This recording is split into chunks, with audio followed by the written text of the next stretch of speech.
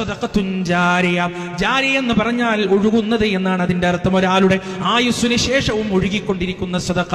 എത്ര സുന്ദരമായ പ്രയോഗമാണ്. ഒരു മനുഷ്യന്റെ ആയുസ്സിന് ശേഷവും ആയുസ്സിന്റെ പുറത്തേക്കും ഒഴുകിക്കൊണ്ടിരിക്കുന്ന സദഖ, അത് അയാളുടെ സദഖ ഏറ്റവും മഹനീയമായ സദഖയാണ്. എന്താണത്? ജീവിത കാലഘട്ടത്തിൽ നാം ഇവിടെ ബാക്കിയാക്കി പോകുന്ന അഥറുകളാണ്. ഇന്നാ നഹ്നു നുഹ്യിൽ മൗതാ വനക്തുബു മാ ഖദ്ദമു വആതാറഹും വകുല്ല ശൈഇൻ അഹ്സൈനാഹു ഫീ കിതാബിൻ മുബീൻ. സൂറ യാസീനിലെ ആയത്താണ്. മഹാനായ ഡോക്ടർ ഉസ്മാൻ സാഹിബ് മരിക്കാൻ കിടക്കുമ്പോ അദ്ദേഹം അങ്ങനെ കരയുകയാണ്. അദ്ദേഹത്തിന്റെ കണ്ണങ്ങനെ നിറഞ്ഞൊഴുകുകയാണ്. ആളുകൾ ചോദിക്കുന്നു, എന്താണ് ഡോക്ടർ നിങ്ങൾ ഇങ്ങനെ കരയുന്നത്, നിങ്ങളെ സങ്കടപ്പെടുത്തുന്നത് എന്താണെന്ന് ചോദിച്ചപ്പോ അദ്ദേഹം മറുപടി പറയുകയാണ്, ഈ ആയത്താണ് ഓതുന്നത്. ഇന്നാ നഹ്നു നുഹ്യിൽ മൗതാ വനക്തുബു മാ ഖദ്ദമു വആതാറഹും. നാമാണ് ജീവിപ്പിക്കുകയും മരിപ്പിക്കുകയും ചെയ്യുന്നത്. മരണത്തിനുമപ്പുറം നിങ്ങളുടെ അസറുകളെ നാം എഴുതി വെക്കുന്നതാണ്, ആധാറുകളെ നാം എഴുതി വെക്കുന്നതാണ്. അദ്ദേഹം പറയുകയാണ്, എന്റെ ജീവിതത്തിന്റെ ഭൂതകാലഘട്ടത്തിൽ യുക്തിവാദിയായ ഒരു കാലഘട്ടം എനിക്കുണ്ടായിരുന്നു. ചന്തക്കുന്ന അങ്ങാടിയിൽ യുക്തിവാദത്തിന് വേണ്ടി പരസ്യമായി വാദിച്ചൊരു കാലഘട്ടം എനിക്കുണ്ടായിരുന്നു. ആ യുക്തിവാദത്തിന്റെ മാറാപ്പ് വേറിക്കൊണ്ട് ഒരുപാട് മനുഷ്യരുടെ ജീവിതത്തിലേക്ക് ഇടപെടുന്ന ഒരു കാലഘട്ടം എനിക്കുണ്ടായിരുന്നു. പക്ഷേ പിന്നീടാണ് എനിക്ക് ഈ വിശ്വാസത്തിന്റെ മാധുര്യം നുണയാൻ കഴിഞ്ഞത്.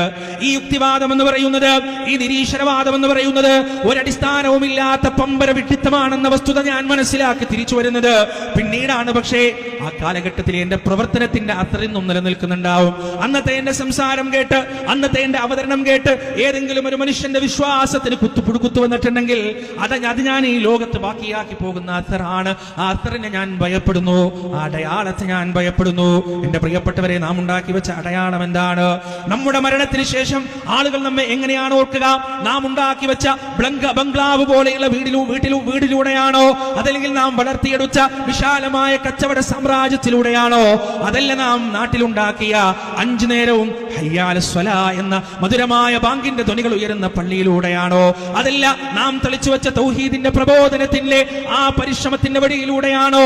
ഏതിലൂടെയാണ് ആളുകൾ നമ്മെ ഓർക്കുക? പ്രിയപ്പെട്ടവരെ, നമ്മുടെ മരണശേഷവും നാം ഇവിടെ ചിലവഴിച്ച, നാം ഇവിടെ ഉണ്ടാക്കിയെടുത്ത ജനങ്ങൾക്ക് ഉപകാരമുണ്ടാകുന്ന, ആളുകൾക്ക് ഹിദായത്ത് കിട്ടുന്ന മാർഗങ്ങളുണ്ടല്ലോ, അതിനെയാണ് സദഖത്തുൻ ജാരിയ എന്ന് പറയുന്നത്. അത് ഖബറിലേക്ക് അങ്ങനെ ഒഴുകിക്കൊണ്ടിരിക്കും.